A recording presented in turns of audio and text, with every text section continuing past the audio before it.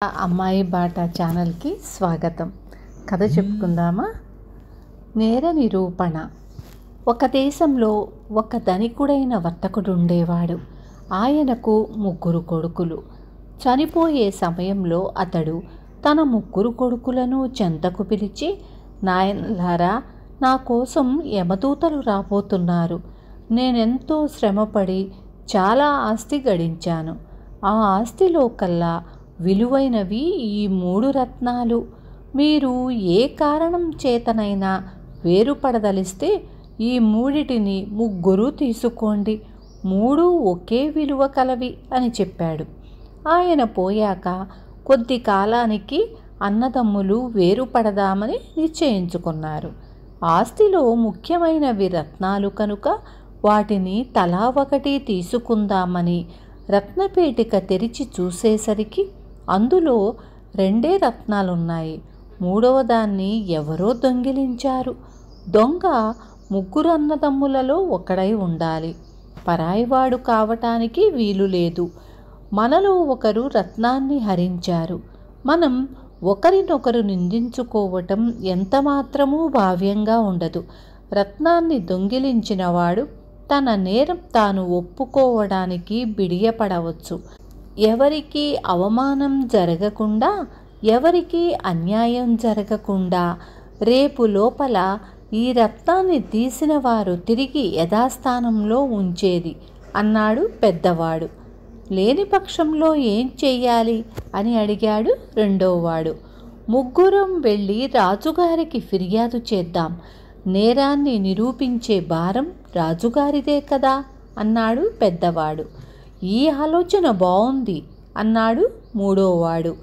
మరొక రోజు గడిచింది. పోయిన రత్నం తిరిగి రాలేదు. ఆ రోజే 3 అన్నదమ్ములు ప్రయాణమై రాజుగారి వద్దకు వెళ్ళి జరిగిందంతా నివేదించి తమలో దొంగ ఎవరో నిర్ణయించవలసిందని కోరారు. ఈ కోరిక విని రాజు నివ్వెరపోయాడు. ఆయన ఈ 3 అన్నదమ్ములను ఎరుగును. మీ తండ్రి గారు న్యాయవర్తనుడు, నాకు మిక్కిలి హితుడు. ఆయన కుమారులు నన్ను ఇలాంటి కోరిక కోరటం సంతోషంగానూ విచారంగానూ కూడా ఉంది. మీలో మీరు ఈ చిక్కు విప్పలేకనే నా దాకా వచ్చారు. కొద్ది రోజులలో మీ పని ముగిస్తాను. అంతదాకా మీరు పేదరాశి పెద్దమ్మ ఇంట బస చేసి ఉండండి. మీకు కావలసిన సౌకర్యాలన్నీ నేను ఏర్పాటు చేయిస్తాను అన్నాడు రాజు. 3 అన్నదమ్ములు పేదరాశి పెద్దమ్మ ఇంట బస చేశారు. రోజులు గడవసాగాయి.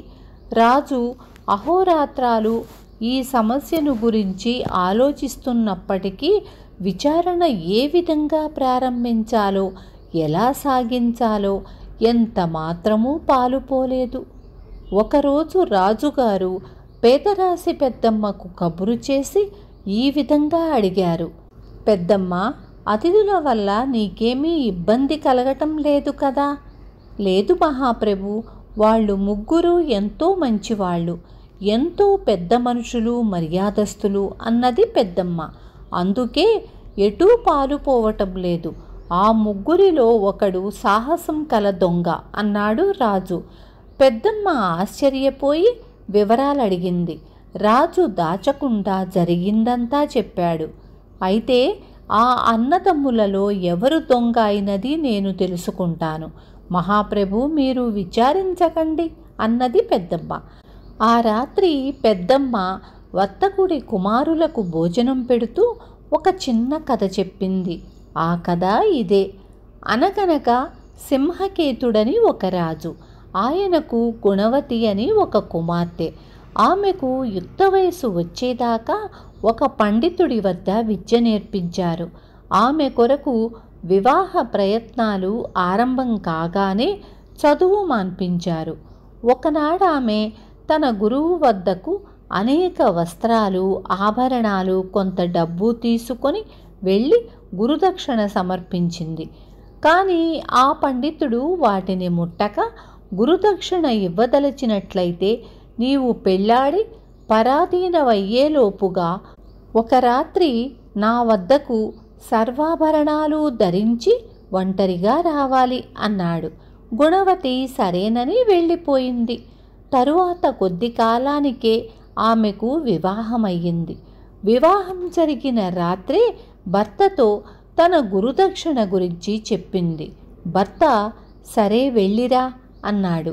గుణవతి నగలన్నీ ధరించి గురువుగారింటికి పోతూ ఉండగా దారిలో ఆమెను ఒక దొంగవాడు అటకాయించి నగలన్నీ ఇవ్వమన్నాడు, లేకపోతే చంపుతానని బెదిరించాడు. గుణవతి దొంగవాడితో తన గురుదక్షిణ గురించి చెప్పి తిరిగి వచ్చేటప్పుడు తన నగలన్నీ ఇస్తానంది. దొంగ ఒప్పుకున్నాడు. గుణవతి గురువుగారింటికి చేరుకుంది. గురువుగారు తన శిష్యురాలి సత్యసంధతకు సంతోషించి, తల్లి, నేను చెప్పిన చదువు సార్థకం చేశావు. ఏమి ప్రమాదం రాబోయేది కూడా తెలియకుండానే అన్నమాట నిలబెట్టుకున్నావు. అదే నాకు సరి అయిన దక్షిణ. నీవు వెంటనే తిరిగి వెళ్ళి నీ భర్తతో కలకాలం సుఖంగా కాపురం చెయ్యి అని ఆమెను హృదయపూర్వకంగా ఆశీర్వదించాడు. గుణవతి గురువుగారికి నమస్కారం చేసి తిరిగి వస్తూ దారిలో తన కోసం వేచి ఉన్న దొంగను చూసి, ఇవిగో బాబు, నా నగలిక నీవు పుచ్చుకోవచ్చు అంది. ఆ మాటతో దొంగ హృదయం మారిపోయింది. వాడు గుణవతి కాళ్లపై పడి, తల్లి క్షమించు, నీ వంటి వాళ్ళుండే ఈ ప్రపంచంలో నేను దొంగతనం చేసి బ్రతకలేను అంటూ చీకటిలో ఎటో వెళ్ళిపోయాడు. గుణవతి తిరిగి భర్త వద్దకు వచ్చి జరిగిందంతా చెప్పింది. భర్త చాలా సంతోషించాడు. వారిద్దరూ చాలా కాలం సుఖంగా కాపురం చేశారు. పెద్దమ్మ చెప్పిన ఈ కథ విని వర్తకుడి ముగ్గురు కొడుకులు చాలా ఆనందించారు. నాకొక్కటే సందేహం, ఈ కథలో చాలామంది ఉదారులున్నారు, కానీ అందరికన్నా ఎవరి ఔదార్యం గొప్పది? ఈ సందేహం నన్ను చాలా కాలంగా పట్టి పీడిస్తోంది. నాయనల్లారా, మీరేమైనా నా అనుమానం తీర్చగలరా అని అడిగింది పెద్దమ్మ. పెద్దవాడు కొంచెంసేపు ఆలోచించి, వివాహమైన రాత్రే తన భార్యను గురువు వద్దకు పోనిచ్చిన భర్త ఔదార్యం గొప్పది అన్నాడు. రెండవ వాడు, అంతకన్నా గురువు ఔదార్యం గొప్పది అన్నాడు. మూడవ వాడు, చేతికి చిక్కిన రాజకుమార్తె నగలను తీసుకోకుండా పోనిచ్చిన దొంగవాడి ఔదార్యం గొప్పది అన్నాడు. భర్త యొక్క ఆగ్రహాన్ని, గురువుగారి చేత అవమానాన్ని, దొంగ యొక్క దురాశను ఎదుర్కొన్న గుణవతి ఔదార్యం మీలో ఒక్కరికీ నచ్చలేదా నాయనా అంటూ పెద్దమ్మ నవ్వేసింది. ఆ రోజే పెద్దమ్మ రాజుగారి వద్దకు వెళ్ళి, మహాప్రభు, మా ఇంట ఉన్న ముగ్గురు అన్నదమ్ములలోనూ నిశ్చయంగా దొంగ మూడవ వాడే. తమరు విచారించి నిజం తెలుసుకోండి అంది. ఆమె ఊహకు కారణమేమిటని రాజు అడిగాడు. పెద్దమ్మ జరిగిందంతా చెప్పి, ఆ కుర్రవాడు ధనలోభి కాని పక్షంలో దొంగ ఔదార్యాన్ని మెచ్చుకోడు అన్నది. రాజు పెద్దమ్మ చెప్పిన దాంట్లో సత్యం ఉన్నదని గ్రహించి ఆమె తెలివితేటలకు ఆశ్చర్యపడ్డాడు. మర్నాడు ఆయన ముగ్గురన్నదమ్ములను పిలిపించాడు. రత్నపేటికలో ఉన్న 2 రత్నాలను పెద్దవాళ్ళిద్దరూ తీసుకోండి, అది న్యాయం అన్నాడు రాజు. మూడవ వాడు అన్నల ముఖాలు చూడలేక తల వంచుకున్నాడే కాని రాజు చెప్పిన న్యాయానికి విరుద్ధంగా చెప్పలేదు. తరువాత ముగ్గురన్నదమ్ములు ఇళ్లకు వెళ్ళిపోయారు. తండ్రి విడిచిపోయిన మిగతా ఆస్తి కూడా సమంగా పంచుకున్నారు. ఆ తరువాత వాళ్ళెన్నడూ రత్నం ఎవరు దొంగిలించారనే సంగతి మాట్లాడుకోలేదు. ఎంతో సోదరభావంతో కాలం గడిపారు. విన్నారు కదా. రేపు మళ్ళీ ఇంకొక మంచి కథతో మీ ముందుకు వస్తాను.